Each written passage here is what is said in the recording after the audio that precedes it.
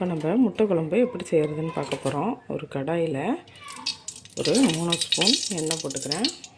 எண்ணெய் ஊற்றிக்குங்க.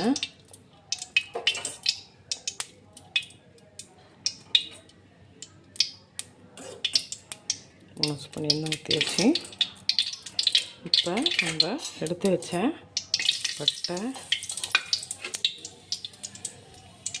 கிராம்பு, பூ எல்லாத்தையும் போட்டுக்கணும்.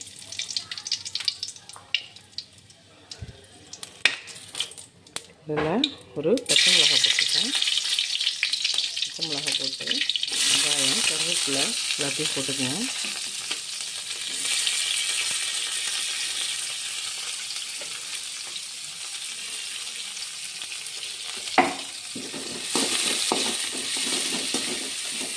எண்ணெய் ஊற்றி பட்டை, கிராம்பு, பூ, பச்சை மிளகாய், வெங்காயம் எல்லாத்தையும் போட்டு கருவேப்பிலை எல்லாத்தையும் போட்டு நல்லா வதக்கிக்குங்க. வெங்காயம் கொஞ்சம் நல்லா செவந்து வரட்டும்.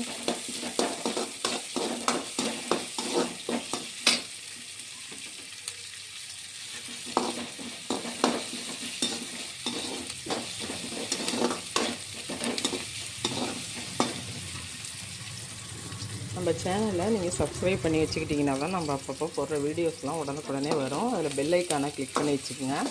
அப்போ தான் எல்லா வீடியோஸுமே வரும். சப்ஸ்கிரைப் பண்ணது மட்டும் பத்தாது, இந்த பெல் ஐக்கானையும் கிளிக் பண்ணி வச்சிங்கன்னா அப்பப்போ நோட்டிஃபிகேஷன் வரும். நீங்கள் பார்த்துக்கலாம். நம்ம சேனலை பார்த்துட்டு அப்படியே சப்ஸ்கிரைப் பண்ணிட்டு லைக் பண்ணிக்கோங்க, ஷேர் பண்ணுங்கள் எல்லாேருக்கும், உங்கள் ஃப்ரெண்ட்ஸ் அண்ட் ஃபேமிலிஸ்க்கும்.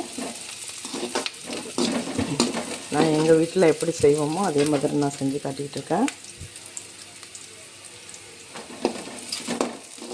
உங்கள் வீட்டிலலாம் எப்படி செய்வீங்க என்னான்ட்டு கமெண்ட்டில் சொல்லுங்கள்.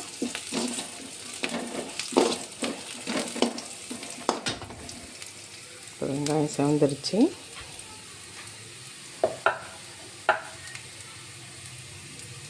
இப்போ நம்ம இஞ்சி பூண்டு போட்டுறேன். இஞ்சி பூண்டு போட்டு நல்லா வதக்கிக்கோங்க. அடுத்தது தக்காளி அரைச்சி வச்சுருக்கோம். அந்த தக்காளி வச்சுக்கோங்க.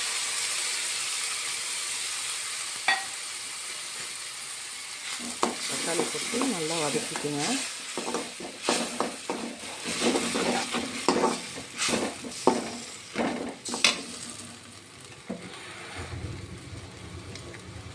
தக்காளி வதங்கும் போது குழம்புக்கு தேவையான மஞ்சள்தூள் 1/2 ஸ்பூன்,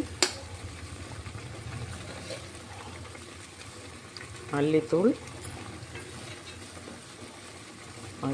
நான் 2 1/2 ஸ்பூன் போடுறேன்.